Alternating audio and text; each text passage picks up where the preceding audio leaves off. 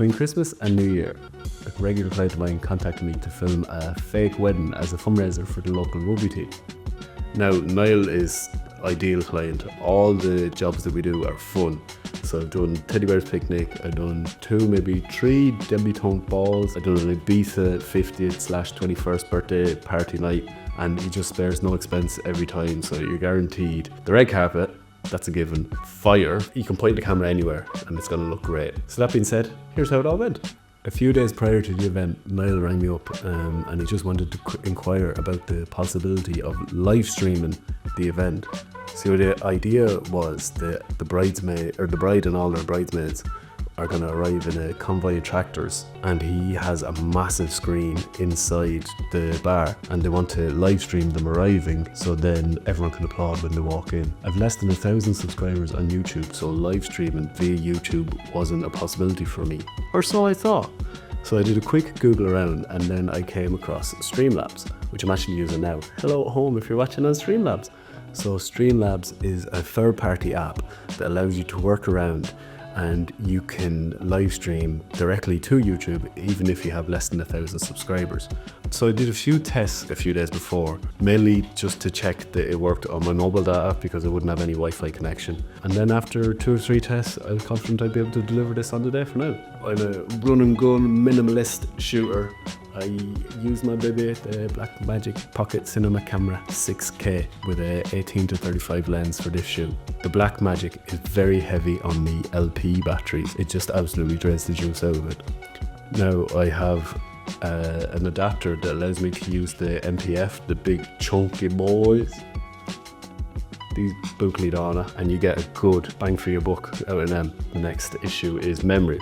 So the SD cards just ain't gonna cut it. I have SSD, I think it's a 2TB SSD that I'm working on now. So to accommodate the SSD drive and the MPF battery adapter, it's no longer a pocket-sized cinema camera. I had to get the small rig cage for the camera, which is essentially like a little Meccano set, and then you can customize it and add all the extra features that you want to have. I shoot all my footage in 4K, 50 frames a second. I shoot it in the film profile that Blackmagic has. This a nice flat color profile and it's easy to retouch in color. When I'm editing, I slow down all the footage by 50% so you get that nice smooth slow-mo, and that'll address all the minor kinks. I also downscale it to 1080p, so that allows me to recompose shots in post-production as well. So when I got to the shoot, I ran around, did my usual, got a few establishing shots. It was still bright outside. Everyone was dressed immaculately. Everyone was dressed like it was a real wedding. So I got people arriving, people hugging, people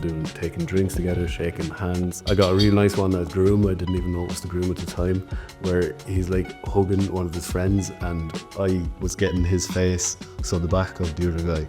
And he saw me recording and he went a real cheeky wink towards the camera. Got a nice shot of him, got him and 2 of his mates to drag him back into the venue as if he was trying to escape last minute. So then I got chatting with Niall, the client, and I set up the live stream to go live, and I said we'll just leave that running just so there's no messing about when it's time to run, because I think it ran a bit late. You know what brides are like. It was only meant to be a short period of time that was live streaming, but I think it was about 40 minutes that it was live streaming then, but I kept an eye on the battery and it was really light on the battery. I was really surprised.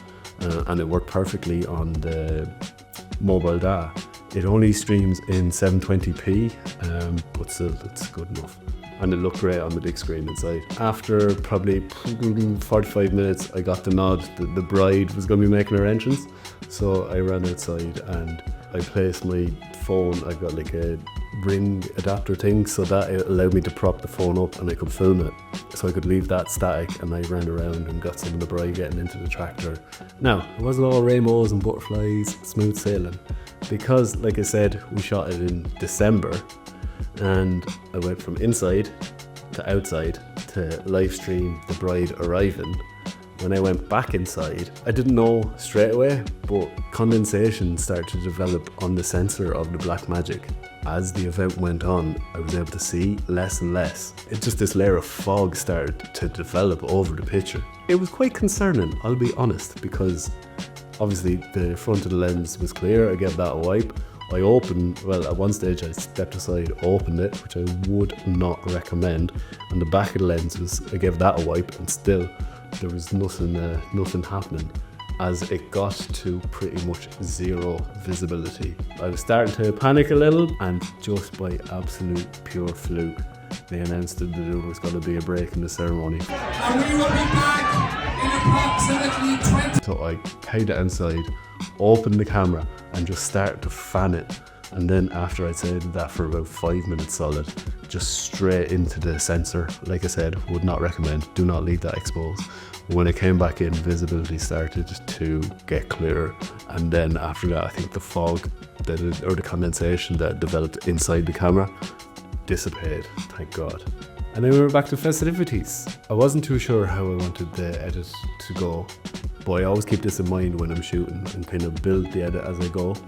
Going into it, I think we'd agreed on just doing a regular B-roll sequence that was cut to the beat of a song. When the bride and the groom delivered their wedding vows, I recorded the whole video, and I just used the internal microphone on the camera to record the sound, and I captured the full thing, and it came out pretty clearly. I give this ring as a sign of my dedication to foolishness. I give this ring as a sign of dedication to foolishness. I wouldn't recommend using the built-in mic, but like I said, this was just an added idea that I came up with on the day. When I got it into Premiere Pro, I chopped it down to a nice soundbite, so I cut out all the pieces where the priest read out the vows and then they recited them, and I cut out some of the audience reactions, but not all of them. Some of the laughs were really nice, and I exported the audio then. I think it was about 1.5 minutes. Now, because I'm with Adobe, I've got access to Adobe Podcast. If you have the Creative Suite, it's an extra app that you can use, and you upload the audio, and then it's got a speech enhancer, so it will cut out all the background and it will enhance the audio of the speaker. Less is more with it. So my boss's advice to me was don't go above 65%. I think for this I only did like 15%, and it really cleans up the audio. But if you go too far to either side, it scrambles it. It makes it sound really fake. Then when I was happy with that, I exported it, added that into the audio track, and I cut relevant pieces of the B-roll that I captured and inserted them where I felt appropriate. Then I did a little bit of a B-roll intro establisher into that, and then I actually captured a really nice soundbite of the bride when she was going off in the tractor, that when I recorded it, I was like, if that came out properly, that's exactly what I'm going to use. So without any further ado, here's the final product.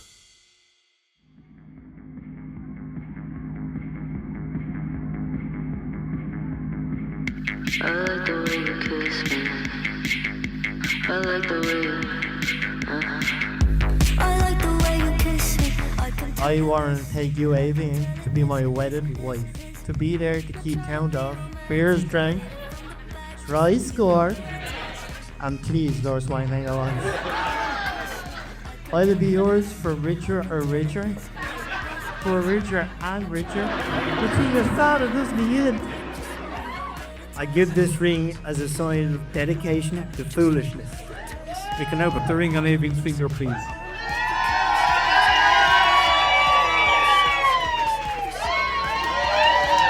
You see, good luck from finish, yeah?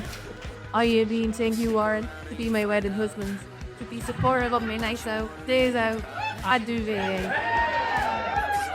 to always was your soul, and to be at my beck and call, 24/7, 365.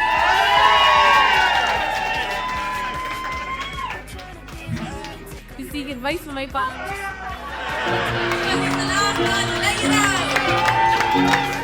I gave this ring as a sign my destination. Having declared your own natural tolerance of stupidity towards each other, and by the power of Grayskull, I now pronounce you husband and wife.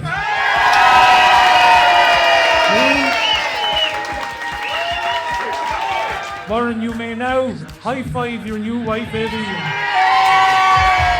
United by Saint Teddy Bear and Port Arlington Rugby. But ladies and gentlemen, I'm going to ask you again, can you please put your hands together for the new Mr. and Mrs. Murray? Let's go,